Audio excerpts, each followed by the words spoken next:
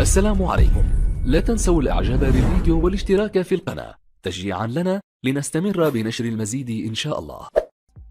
طلب طلبا غريبا أثناء التفاوض واشترط استدعاء لاعب للموافقة.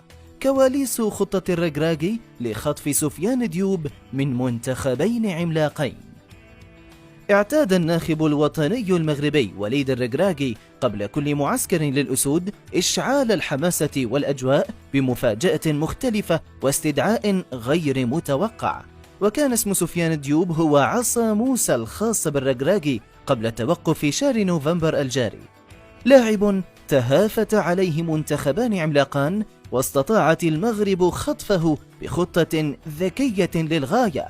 حين تعرف تفاصيلها الآن ستندهش من ذكاء المسؤولين المغاربة، فكواليس مفاوضات ضم سفيان ديوب مليئة بالتفاصيل المثيرة التي لن تأتي في حسبانك، ولكن التنازلات التي قدمت له والإغراءات التي جاءت بقيادة فوزي لقجع نفسه وعلى لسان وليد الركراكي شخصيا جعلت سفيان ديوب لا يفكر مرتين في تمثيل المغرب.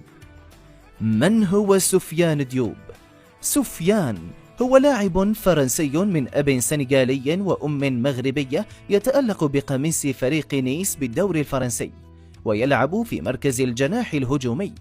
ورغم معاناته مع الإصابات هذا الموسم إلا أنه يعتبر لاعبا أساسيا في نيس، وشارك في 6 مباريات بصفة أساسية من 7 لقاءات لعبها بقميص فريقه.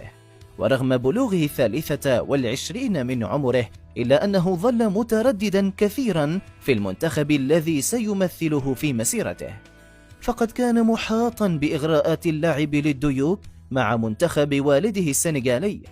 ولكن في النهاية بعد اجتماعات ومكالمات استمرت قرابة 2 فضل ديوب أخيرا ورقة أسود الأطلس.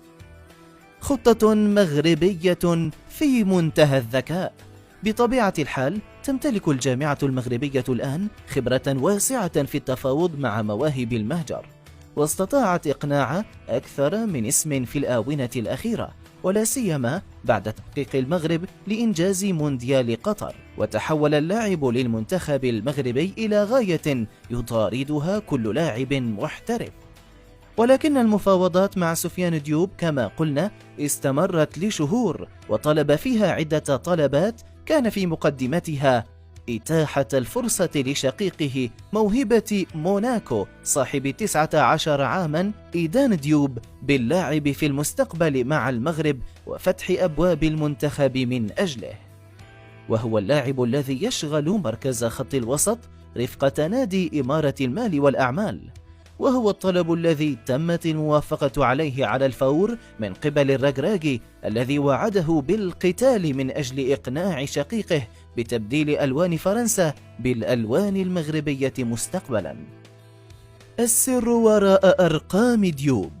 بالبحث وراء ما قدمه سفيان هذا الموسم فستجد الجماهير المغربية بأنه لم يسجل ولم يصنع، وربما هنا ينتابهم بعض القلق، ولكن من يتابع مباريات نيس جيدا سيجد أن سفيان هو واحد من نجوم الفريق، ومساهماته الهجومية وإن لم تترجم لأرقام بارزة كانت موجودة في كل المباريات التي لعبها، وحتى تقييماته الفنية عقب المباريات دائما مرتفعة، فهو جناح مهاري يمتاز بالسرعة والخفة، وسيضيف كثيرا للمنتخب المغربي قبل انطلاق بطولة كأس أفريقيا يناير القادم.